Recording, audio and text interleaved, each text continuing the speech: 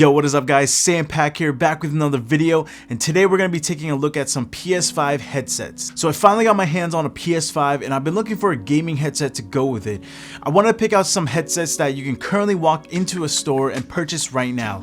And there's actually a bunch of headsets to choose from, but the ones that I picked out, I feel like they were well known and most common picks that people will consider. So I wanted to give my thoughts and opinions on them after trying all of them out.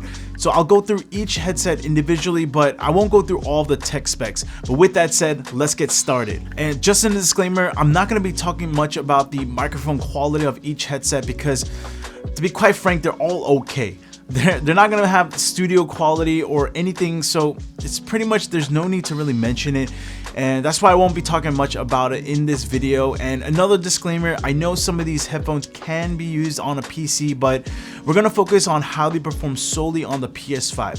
So let's get started with the Sony brand headsets. So this is the Sony 3D Pulse headset. They're going for about $99, and to me, they're pretty uncomfortable to wear. The pads itself feel squishy, but when you actually wear them over your head, they're not that comfortable. The ear pads are kind of stiff while you're wearing them, and they just feel kind of awkward underneath your ears. There's a rubber adjustment piece that adjusts according to your head size, but even that, once you wear the headset, you'll feel this kind of pressure on top of your head, so you're gonna get some discomfort there. For sound quality, they're actually pretty good. They kind of remind me of the XM3s. Pretty good mids, and the highs are good too, but not super sharp, and the low end is not bad as well. But what's good about this headset is that these are the only PS5 headsets at the time of this recording that allows you to change the EQ on the PS5 console itself. I would highly recommend changing the EQs because it makes your gaming experience a lot better. If you're playing FPS games, I highly suggest using the bass boost option because it'll help you hear footsteps a lot better. The 3D emulation is actually pretty cool. It makes you believe you're in a cool stereo space. And for a $99 headset, it does a very good job of giving you that stereo image. So playing story-based games, it definitely gives you a more immersed experience. I also wish they made their buttons a little bit more defined so you know which buttons you're pressing without having to take off the headset. But I think they were going for that slim and compact look. But overall, I don't recommend getting these solely because of the discomfort. You probably won't be able to wear these for a long period of time, and if Sony were to come out with a pro version of these, I hope that they would put out a more effort into the comfort. Alright, so moving on to the INZONE headset line. So I'm going to talk about all of them in this section together because they're all pretty similar. So starting with the H3s. Please do not get these. Trust me when I say this. These are going for about $99, and the sound quality on these are really bad. There's almost barely any low end, and the highs in my opinion are too bright, and there's actually a lack of midtones in my opinion. And also the stereo space is really bad in these headsets as well, and it feels like I'm listening to the game in mono. So in games like Apex Legends or COD, while I was playing a couple of games, I couldn't figure out where my opponent was coming from because the footsteps sounded like it was coming from right in front of me. Also, these are wired headphones, so you would have to plug it in directly into the controller, or you can use a USB adapter that you can use as well and plug it directly to your console. As for comfort, they feel pretty good. Nothing really to complain, but as far as design, the whole INZONE line in my opinion are pretty bulky, and I think that's the look that they were going for, a more futuristic look. But if I'm gonna have them on my head, I'd rather have something that is not as big. So if you're paying $99 for this, I wouldn't say it's worth it. You might as well save a couple of more dollars and get something a little bit more expensive for better sound quality and maybe something wireless. The H7s and H9s are pretty similar to each other with some minor differences. So the H7s go for about $230 and the H9s go for $300. They both have microphones that you can push down, which will activate the mic, but when you push it back up, it'll mute. I really like this so that you know you are fully on mute. Both have volume dials that adjust in increments, which I really like as well because it helps adjust the volume a lot easier. Instead of doing small little adjustments here and there, trying to get that sound right, and visually you can see it happen on the screen as well. The sound quality on both of them are almost identical to one another. The H9s might have a slight better clarity, but nothing crazy noticeable while I was doing my A/B testings in them. And both of them are a bit sharp in the higher frequencies for me, so I wasn't a big fan of that. The low end, it sounded pretty good, and these kind of remind me of the XM wireless headphones as well. And since these are Sony branded headsets, I really hope in the future they would unlock the EQ options just like they did for 3D Pulses. The earpads have different material on them. The H7s have a nylon, but the H9s are leather. Both are really comfortable to me. The earpads shape around your head, so that gives you pretty good comfort. So the noise canceling on the H9s work fairly well. Once the game is running, you're listening to the game audio and all the other outside noise is practically inaudible. But if nothing's being played or no sound is coming through the headsets, you can hear what's going on the outside. But most of the time you're gonna have game audio on, so it shouldn't be an issue. And also, if you're sensitive like me, you can feel the noise canceling happen in your ear, and it kind of tickles, but it's not super distracting. So for the INZONE line, I would definitely stay away from the H3 and get either the H7 or the H9, depending on if you need noise canceling or not. That is the biggest reason why you would get one over the other, but in my honest opinion, the noise canceling is cool, but I don't think it's worth the extra monies, but both headsets are great. Now, moving on to the Razer Kaira. These are $200 headsets, and in terms of comfort, these are gonna feel like typical Razer headsets. They kind of feel stiff when you wear them, and also feels a little bit bulky and heavy. And I'm not a big fan of the comfort in these headsets because it's kind of tight for me. Maybe because I have a huge head, I don't know, but I think some people would find these comfortable. The sound quality in these sound pretty good. They sound very well balanced, and none of the frequencies stand out or feel distracting. And I feel like Razer did a very good job tuning this headset. I like how this has a detachable mic so that if you do want to use it as regular headphones, you can connect via Bluetooth to your phone and not walking around looking like a gamer. The volume dial does work in increments, but it doesn't show up on the screen when you adjust it. It looks like it just adjusts directly on the headset itself. So the most interesting feature about this headset is the HyperSense Intelligent Haptics.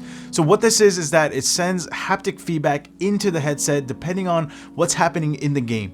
So for example, if your character is shooting a gun or has a heavy footsteps, the headset will react to that and send feedback into the headset, so basically rumbling in conjunction to what's happening in the game. So this gives a pretty cool element while playing games. This might not be for everybody, to be honest, because for me, when I turned this feature on for the first time, I thought it was really cool for the first 2 minutes, and then after a while, I had to shut it off because it just got annoying. So I don't know if everyone liked that, so you can turn it off. And you can adjust the sensitivity levels as well, and it has 3 different levels. Another cool thing to note is that this headset has different sound profiles, so if you press this button, you can toggle between them. I would recommend using the default or amplified modes because they sound the best to me. Do not use the FPS profile because they pretty much cut out all the low end, and the bass boost just sounds really muddy, so I wouldn't use both of those. So this is the Kaira's USB-C dongle. What I like about it is that it's shaped that so it's not blocking the other USB-C port in front of the PS5.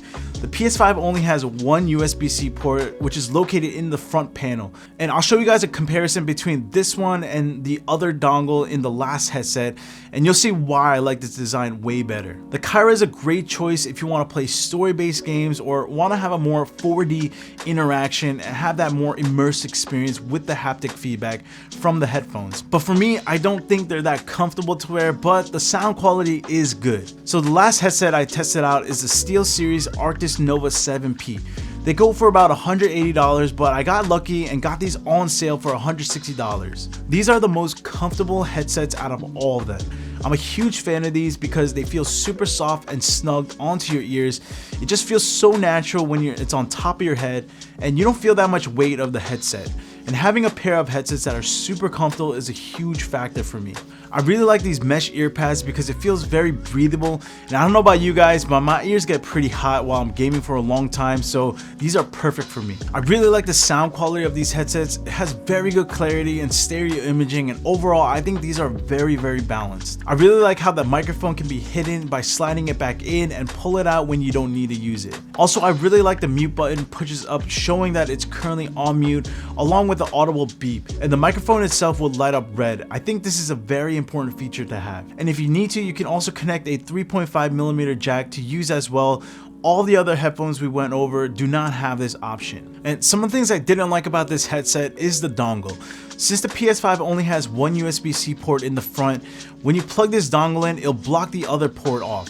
That might not be a big issue to everyone, but for me, it's kind of like, why'd you design it like that? So that's why when I was talking about the dongle for the Kaira, that's why I like their design a lot better, because you don't lose that additional front USB-C port. So Steelseries of course added a solution to this, which is a USB extension that you can use, but to me, still a flawed design. And another small thing I didn't like is the volume dial. They don't change in increments, but just by sliding the position. So sometimes it's really hard to dial in the right volume. So my number one pick out of all of them has got to be the Steelseries Arctis Nova 7, because they're the most comfortable headphones out of all of them. The sound quality is really good too, and they sit at a pretty reasonable price for what you're getting. And of course for me, I was lucky to get them on sale.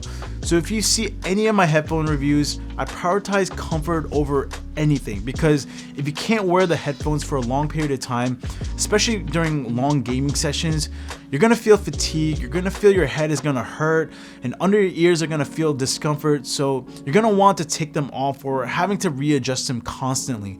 And there's a reason why these are rated the best PS5 headsets, and to me the price and quality just justifies the price, and I'm definitely gonna be keeping these as my personal headsets. I even like these better than my previous headsets, which were the Astro A50s. My second pick would have to be the H7s. They're a bit pricier than the Steelseries, but I think at that point you're paying more for the look and the design, in my opinion, because both of the sound quality are really good, but still I think the comfort is still the best in the Steelseries. The ones I would stay away from are the cheapest options, which are the H3s and the 3D pulses. The H3s sound very terrible and not worth the money, and I think the 3D pulses just have the worst comfort. Alright, that's it for this one. I hope this video guys helped you pick the right headset just for you. And what do you guys think of each headset? Which one is your guys' favorite? Let me know in the comments down below. And if you guys have a better headset in mind, also let me know as well. And if this video helped you guys pick out the right headset for you, please smash that like button and don't forget to subscribe. It helps me know what kind of content you guys like to see on this channel. And thank you guys for watching, and I'll see you guys in the next one. Peace out, guys.